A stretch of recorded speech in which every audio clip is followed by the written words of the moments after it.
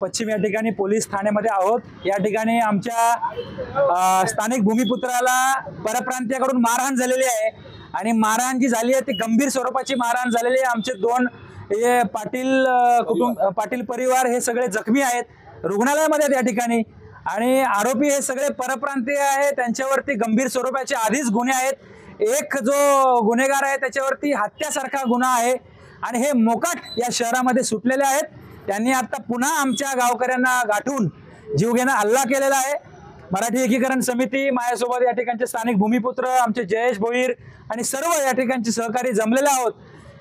या महाराष्ट्रामध्ये कायदा सुव्यवस्था आहे का नाही असा प्रश्न मराठी एकीकरण समितीला पडतोय आणि मराठी माणसावर स्थानिक भूमिपुत्रावरती किती हल्ले होणार आहेत आणि गृहमंत्री देवेंद्र फडणवीस काय करतायत असा प्रश्न आम्हाला वारंवार पडतोय। गेल्या 2 वर्षावधी मराठी माणसावरती हल्ले थांबत नाही आहेत। गाठून मराठी माणसं मारले जात आहेत। जीव घेण्याचा प्रयत्न केला जातोय।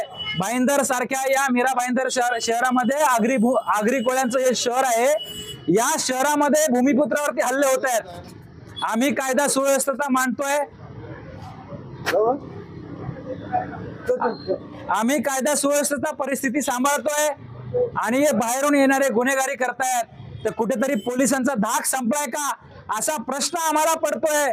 आणि हा महाराष्ट्राचा बिहार कसा झालाय? गुन्हेगारी दिवसा ढवळे जर चॉपर हत्यार काढून जर डोकी फोडली जातात वार केले जातात तर महाराष्ट्रामध्ये आपण करतोय काय आणि स्थानिक भूमिपुत्र जीव मुठीत घेऊन जगतोय का काय असा प्रश्न मराठी एकीकरण समिती पोलीस प्रशासनाला आणि गृह विभागाला विचारते। किती हल्ले होणार आहेत? आताच 2-3 महिन्यापूर्वी मी कल्याण डोंबिवलीमध्ये जाऊन आलो। देशमुख कुटुंबियावरती शुक्ला सारख्या गुंडांनी वार केले होते। आता ज्या माता भगिनीवरती रुग्णालयामध्ये त्या ठिकाणी झा नावाच्या गुंडांनी हल्ला केला होता ती रुग्णालयामध्ये आणि आज या पाटील परिवारती हल्ले केलेले हे सगळे शेट्टी सारखे शर्मा सारखे अनेक गुन्हेगार यांच्यावरती हत्यासारखे गुन्हे आहेत। गृहमंत्र्यांना आणि पोलिसांना माझी विनंती आहे की या लोकांवरती मोक्यासारखा गुन्हा लावला पाहिजे।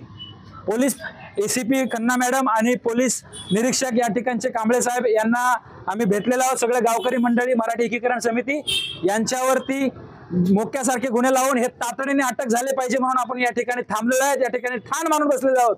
हे आरोपी मोकाट या शहरामध्ये सुटले नाही पाहिजेत। माझा पोलीस हा महाराष्ट्राचा पोलीस आहे हे त्यांनी दाखवून दिलं पाहिजे अशी विनंती आम्ही त्यांना केलेली आहे। एवढंच बोलतो।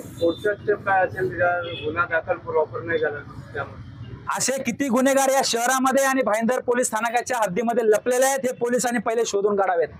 यांच्यावरती पत्रकाराची हत्या झालेली गुन्हे नोंद असताना हे मोकाट सुटले होते आणि म्हणून त्यांच्यावरती पुन्हा असे हल्ले करण्याचा त्यांची हिंमत झालेली आहे। जर या लोकांना अटक केली नाही मोक्यासारखे गुन्हे नोंद झाले नाही तर या मीरा भाईंदरमध्ये जसा मराठी मोर्चा निघाला तसा मोर्चा या राई मोरवे आणि मुर्द्या गावातून सर्व स्थानिक भूमिपुत्र मराठी माणसं काढल्याशिवाय राहणार नाही असा आम्ही इशारा मराठी एकीकरण समितीच्या माध्यमातून देतोय। उद्यापर्यंत जर हे गुन्हेगार अटक झाले नाही तर पुन्हा एकदा मोर्चा निघेल। परंतु पोलीस आपलं काम करतायत। पोलिसांना सहकार्याची भूमिका आम्ही घेतलेली आहे। आम्ही कोणताही कायदा सुव्यवस्था इथे आम्ही भंग होऊ देणार नाहीत, कायदा हातात घेणार नाहीत। आम्ही असं आश्वासन पोलिसांना दिलेलं आहे। परंतु पोलिसांनी देखील हे आरोपी तातडीने अटक करावी अशी देखील आम्ही मागणी केलेली आहे। अन्यथा आम्हाला रस्त्यावर उतरल्याशिवाय पर्याय नाहीये।